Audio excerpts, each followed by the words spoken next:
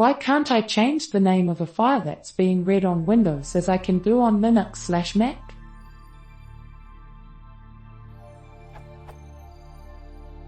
One of the things that has puzzled me ever since I started using Linux is the fact that it allows you to change the name of a file or even delete it while it is being read. An example is how I accidentally tried to delete a video while it was playing. I succeeded, and was surprised as I learned that you can change just about anything in a file without caring if it's being used at the moment or not.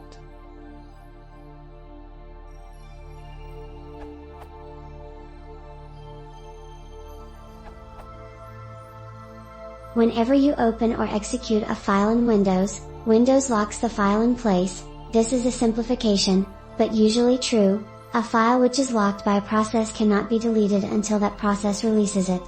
This is why whenever Windows has to update itself you need a reboot for it to take effect.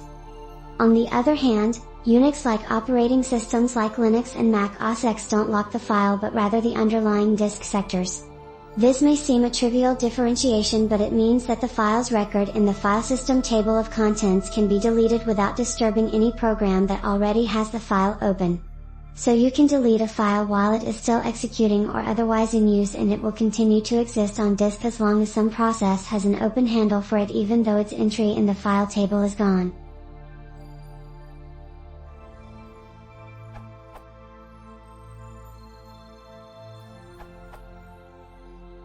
Windows defaults to automatic, mandatory file locking.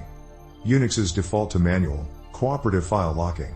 In both cases, the defaults can be overridden, but in both cases they usually aren't. A lot of old Windows code uses the C++ API, functions like fopen, rather than the native API, functions like createFile. The C++ API gives you no way to specify how mandatory locking will work, so you get the defaults.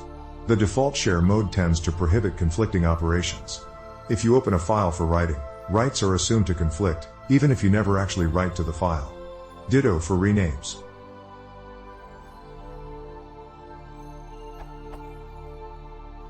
And, here's where it gets worse. Other than opening for read or write, the C++ API provides no way to specify what you intend to do with the file. So the API has to assume you are going to perform any legal operation. Since the locking is mandatory, an open that allows a conflicting operation will be refused, even if the code never intended to perform the conflicting operation but was just opening the file for another purpose.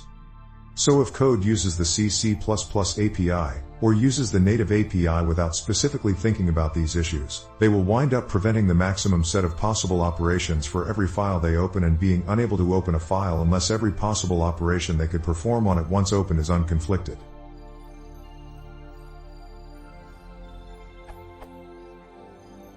In my opinion, the Windows method would work much better than the Unix method if every program chose its share modes and open modes wisely and sanely handled failure cases.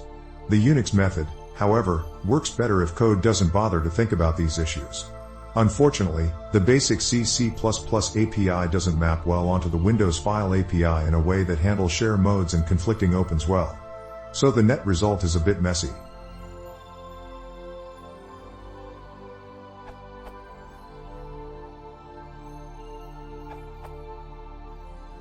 This is a very interesting question, and it has made me think about a viable answer. I hope others can provide backup here. I use both Windows and Linux and notice this as well. I am also a user of Vim. Vim will read a text file into a buffer, or the RAM, and then not touch the actual file until you save. Linux might be performing this sort of action in general with all files. Take your video for example. It reads the video, all of it if possible, into RAM, and then you have a copy of the video that is easily accessible, seekable, jumpable.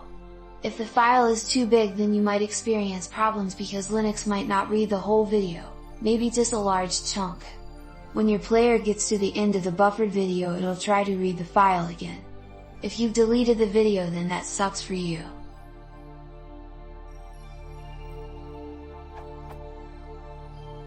Windows is a much safer OS in some cases because it won't let you do that. It might buffer the files the same way that Linux does, but also adds file locking to prevent you, or other programs, from altering files you are working on or viewing. This helps keep the file intact and keeps you or other programs from overwriting each other's changes.